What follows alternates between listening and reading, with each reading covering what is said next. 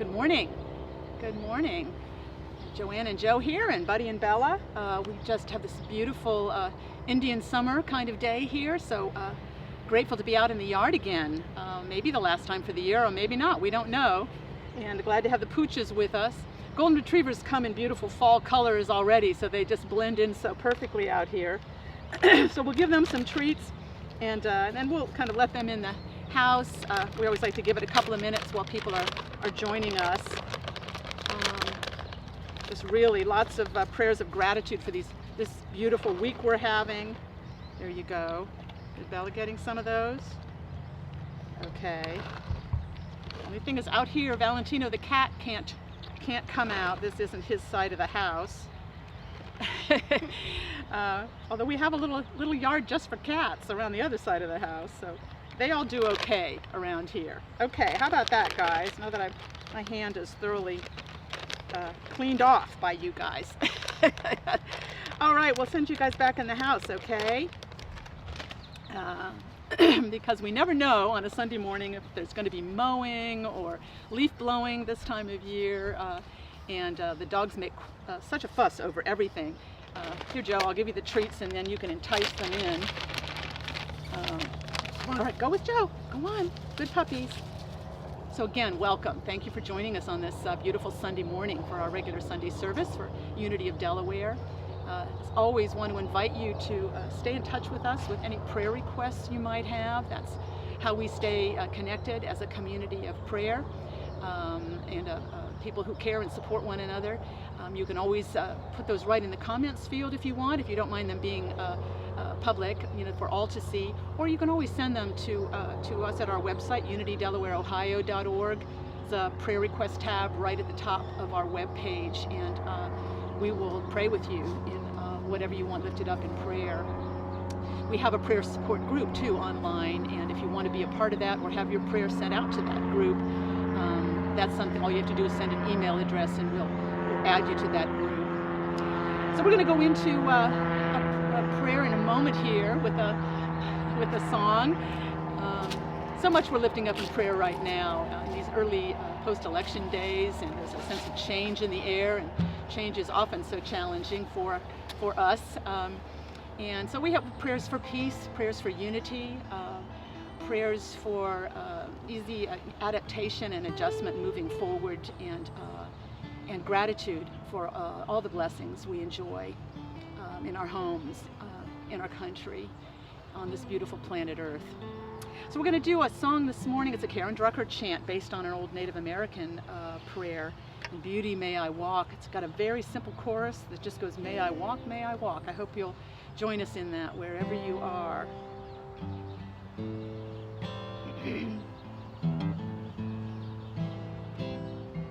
In beauty may I walk all day long, may I walk through the seasons, may I walk in peace, may I walk in peace. Here's the chorus. May I walk, may I walk, may I walk, may I walk, may I walk, may I walk, may I walk in peace, may I walk in peace, in stillness may I walk, in forgiveness may I walk, in loving kindness may I walk, may I walk in peace, may I walk in peace, may I walk, may I walk, may I walk, may I walk, may I walk, may I walk.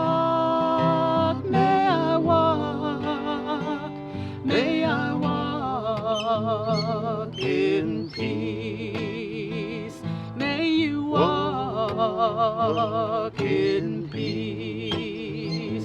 May we walk in peace. Let's take that into prayer for just a moment as we close our eyes, as we feel that energy flowing through us, that power, that presence of God that dwells in us, that is with us always, always available to fill us with that steadying peace, to bring us that guiding wisdom, to strengthen and renew us and heal us of any infirmity, any discomfort or dis-ease. That powerful presence of God is with us all. Whatever the changes or challenges in our lives, this is the ultimate truth, the abiding truth that keeps us steady through every day of our lives. The living presence of God in us. We affirm our full awareness of that truth this morning for ourselves, for everyone in our community, for living beings everywhere, for our beautiful planet itself. The power and presence of God supports us all, and we are grateful. And so it is. Amen. All right, lovely. Lovely. All right, we're going to do another song in a moment. I've got a theme today of, really kind of comes from Buddhism, the idea of visiting forces, and how it's from inside that we find that peace and that steadiness, and we all have this capacity to choose what we're going to kind of take in and entertain in consciousness, and what we're not going to. So this is a song by Daniel Nahmod. It's called Inside to Find My God, and it's kind of about not looking for peace on the outside. Don't expect the world to change for us, but develop this capacity to look inwardly, and that's our area of work and of transformation. Inside to find my God.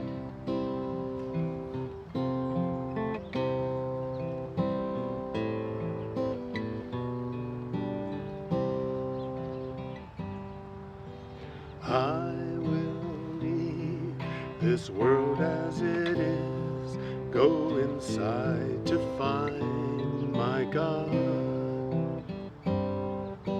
I will leave this world as it is, go inside to find my God. I will leave this world as it is, go inside to find my God. I will leave this world as it is, go inside to find my God. Inside there is peace, inside there is joy, inside there is more than enough. Inside there is peace, inside there is joy, inside there is sacred love. I will leave this life as it is, go inside to find my God. I will leave this life as it is, go inside to find my God. I will leave this life as it is, go inside to find my God. I will leave this life as it is, go inside to find my God. Inside there is peace, inside there is joy, inside there is more than enough. Inside there is peace, inside there is joy, inside there is sacred sacred love. Inside there is sacred love. Inside there is sacred love. Lovely, Joe. Thank you. Nice Daniel. nice Daniel name odd tune. Inside to find my God. Well, we're talking about that in a way this morning. What we take inside and what we don't. Because what we admit into our consciousness and nourish there and hold on to there and cultivate there has a tremendous amount to do with the quality of our lives, with how well we manage it, the challenges in our lives. So I've been kind of running into this idea in some reading I've been doing out of Buddhism about the nature of our minds and about something that the Buddha called visiting forces. And I really love this teaching out of Buddhism. He says, the mind is by nature, innately, the mind is by nature radiant. It's shining. It is because of visiting forces that we suffer. So innately, we have radiant minds, shining minds, minds of bliss and peace. That's who we are in essence. But we suffer because of visiting forces that are reactions to conditions, thoughts and feelings, negative thoughts and feelings, energies that arise in our minds, that all human beings have. There's no judgment about it, no condemnation, and that come and go, and they visit. They're never permanent. They visit, but as we kind of get caught up in them and hold on to them and nourish them, that's what really creates the misery in our lives, the suffering in our lives. Who we are is radiant, every one of us, not just some people, all people. And what causes the greatest suffering for us is not the things that happen in life, and there are things that happen that are painful, that are frightening, that are challenging. But what really causes the prolonged suffering in our lives is what happens in our minds in reaction to those, because of this tendency, in our thoughts and feelings to arise that things will never change, or that this is all my fault, it's because of deficiencies in me, or we turn them outward against others and begin to condemn others, and then animosity begins to arise. It can be shame, it can be guilt. In Buddhism, they call these hindrances, and they're just negative energies that block our experience of that radiant mind, that Buddha nature, they would say, or we might say that Christ spirit in us.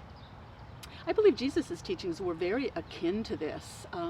He had a heavy emphasis on non-judgment, non-condemnation of ourselves or others. He was always emphasizing forgiveness. Let things go. Get rid of these hindrances, these burdens in our minds, in our thoughts, and our feelings. Let them go. Let them flow through these visiting forces, so they're not a burden on your heart and mind. He's never holding things against people. He's always saying, go, leave your mistakes behind you. Your faith has made you well. Go in peace. I think it's the very same idea that we find in Buddhism about these visiting forces that we can become kind of caught up in. And we've all had this experience. I know I have. And sometimes it can be hours, or it can be days, or maybe it's weeks and weeks where we're caught up in this storyline, these hindrances, these negative energies and ideas in our minds that are making us unhappy. So I think it's in a kind of a really helpful teaching, to me it is anyway, to remember this isn't who I am essentially. These are visiting energies that flow through all our minds. It's just part of being a human being on the planet.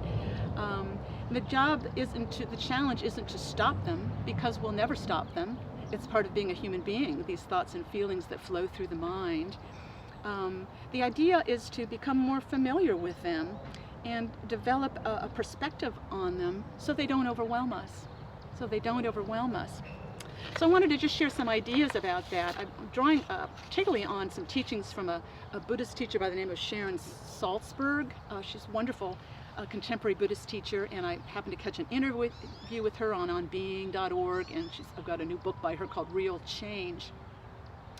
And she recommends thinking about these visiting forces, the anger, the fear, the worry, whatever these negative energies are that visit us, that come into our minds, often in reaction to conditions, things going on. She says, think of them as guests at your door, and becoming aware of them is a big first step in developing some capacity to manage these visitors. But as soon as you become aware of something, think of it as kind of a guest at your door, and you kind of open the door, and it's like there's your old friend high anxiety, or something, and you can choose whether you're going to let them in or not, and the idea is don't let them in, take over your house. But you don't have to overreact to it either. It's just a visitor, and you can just say, hi, I see you again, high anxiety, don't have time for that today, not going there. They can turn around and leave. In a lot of Buddhist teachings, they even suggest that you kind of show a little hospitality, those guests at the door, those visiting forces. Don't get upset about them. It's just part of the human being. Have them come in and have a cup of tea before leaving. Just don't let them take over your house. Just be aware, this fear, this agitation, this restlessness, this attachment to something you've got to have, this anger or ill will toward others. It's just a visiting force. You don't have to give it your big easy chair in the living room and let it dominate the home of your consciousness.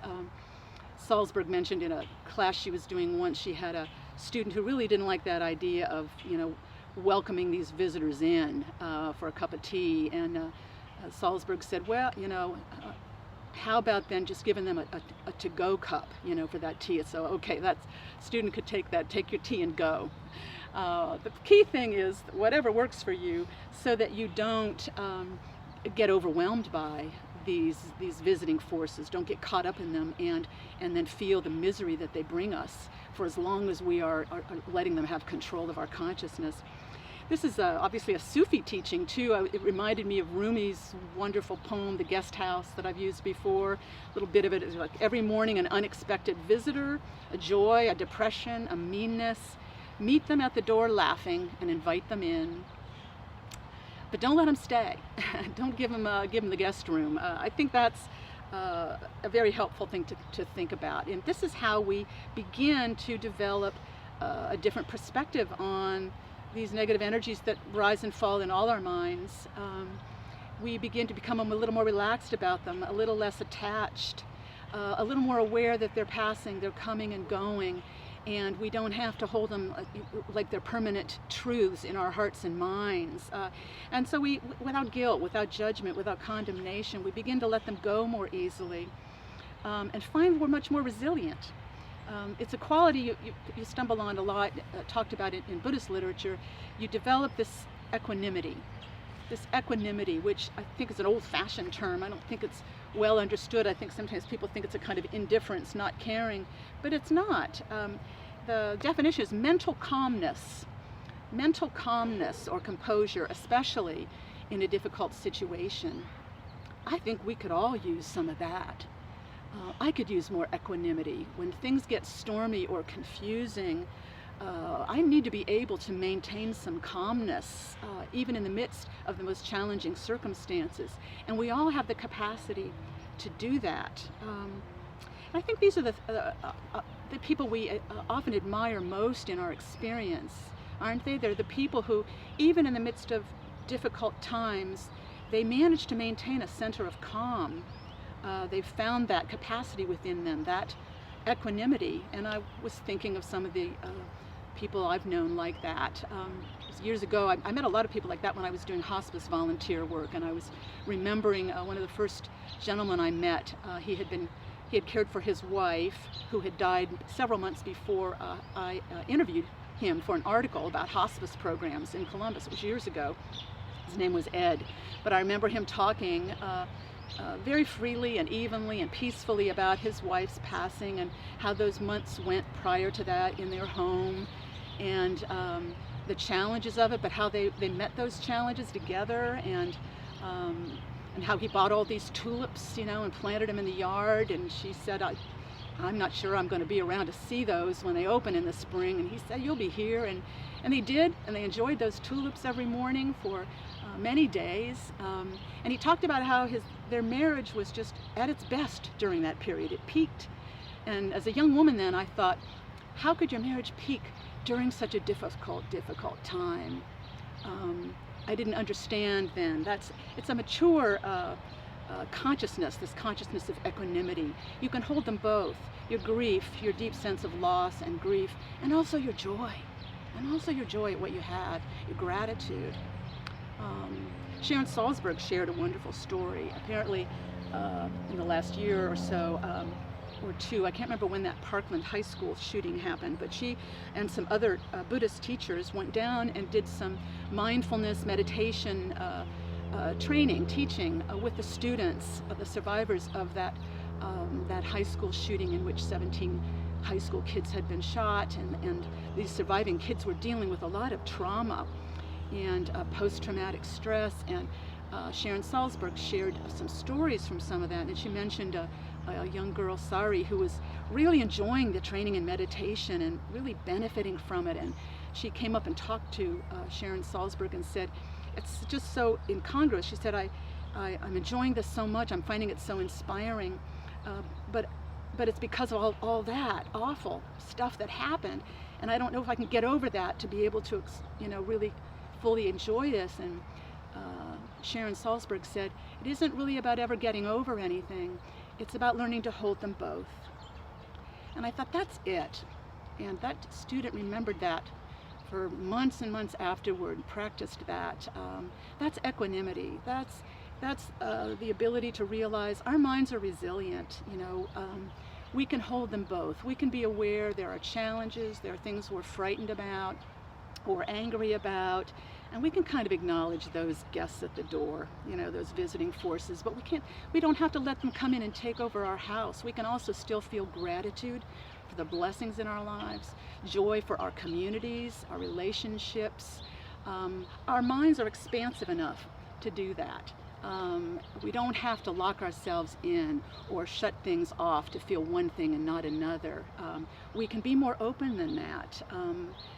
Hold them both. I think that's a good way of thinking about it. So the practice, this kind of equanimity practice, I think it's very simple. It's just about being aware what's at the door, what emotion, what thought, what energy is there. It's my old friend anxiety, worry, it's fear, it's whatever it might be. It's anger about something or someone, whatever it might be. And then you be aware, this is part of the human package. I'm not the only one. This is how it works in a human life. These are visiting forces that come and go. They're never permanent. And then we generate compassion for ourselves and all others who are feeling these disturbing forces that come and go. And we learn to we let them go. We don't hold on to them so that we kind of stay stuck entertaining that negative energy day after day. We don't give them housing in our minds that way. We let them go through. And a great practice for this, of course, is meditation practice, because that's all about getting quiet and following the breath or using a mantra. And as those thoughts, those visiting forces, those feelings come in and out, we just acknowledge them, let them go. Acknowledge them and let them go. That's the whole practice. And we do that in our daily lives. That's still the practice. In every day of our lives, there's likely to be something that arises that might trigger a worry, an anxiety, a flash of anger. And we can acknowledge it, recognize it for what it is. It's a visiting force. We can let it go, not let it take over our day, take over our minds and feelings. And gradually we get better and better at letting these things go and being able to hold it all, hold it in balance, be aware of the feelings that are coming and going, but also be aware of our blessings.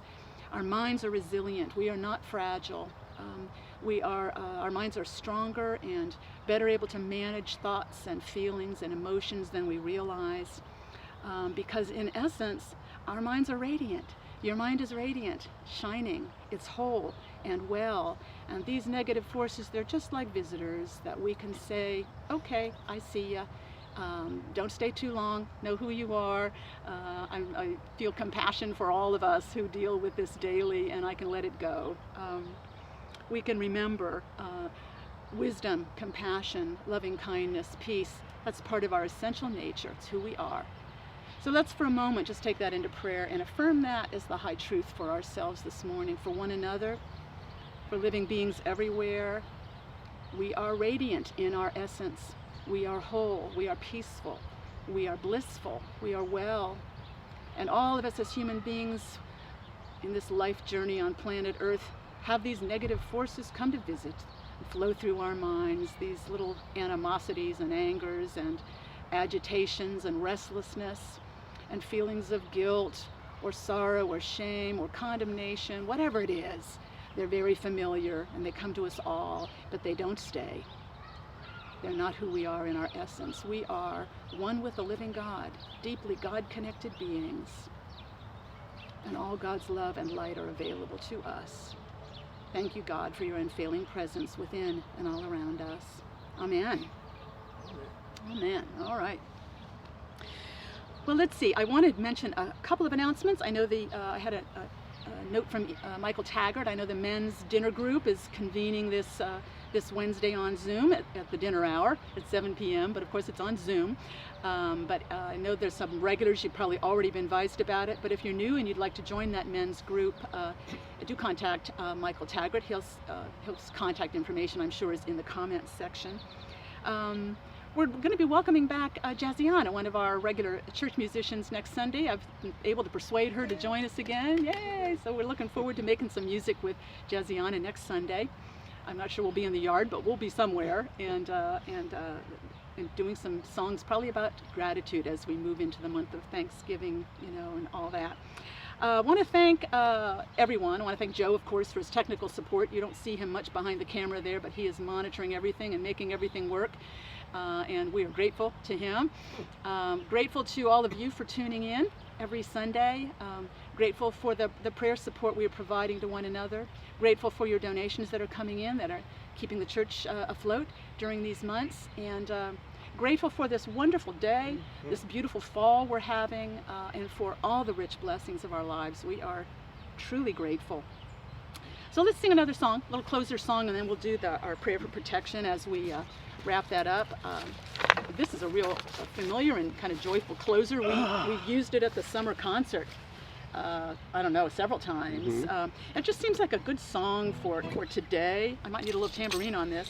We're grateful for our neighbor's daughter who brought over some flowers for Joanne. Oh, how lovely. Oh, that's so sweet. They're in the driveway. That's nice. This is a good time to, it's a time of change. It's a good time to send out our peace. Send out our love, sing out our love and our peace into the world. That's what we want to do. It's called I Sing My Love. I sing my love, I sing my love, I sing my love into the world. Sing along with us. I sing my love, I sing my love, I sing my love into the world. I sing my love, I sing my love, I sing my love into the world. I sing my love, I sing my love, I sing my love into the world. I send my peace now. I send my peace, I send my peace, I send my peace into the world. I send my peace, I send my peace, I send my peace into the world. I send my peace, I send my peace, I send my peace into the world. I send my peace, I send my peace, I send my peace into the world. I sing my prayers, I sing my prayers, I sing my prayers, I sing my prayers into the world.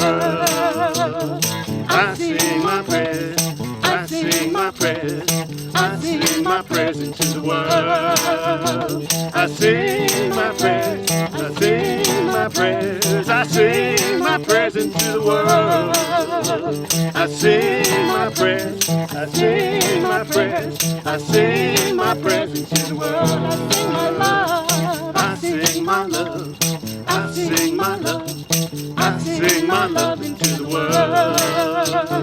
I sing my love. I sing my love. I sing my love into the world. I sing my love. I sing my love. I sing my love into the world. I sing my love. I sing my love. I sing my love into the world. All right. Good closing chorus there. Whatever that was. Thank you all for joining us today, joining us in that final song. That brings us just to the prayer for protection. So let's just say that together. All right? Together. The light of God surrounds us. The love of God enfolds us. The power of God protects us. The presence of God watches over us. Wherever we are, God is. And all is well. So it is. Thank you so much for joining us. Have a wonderful week.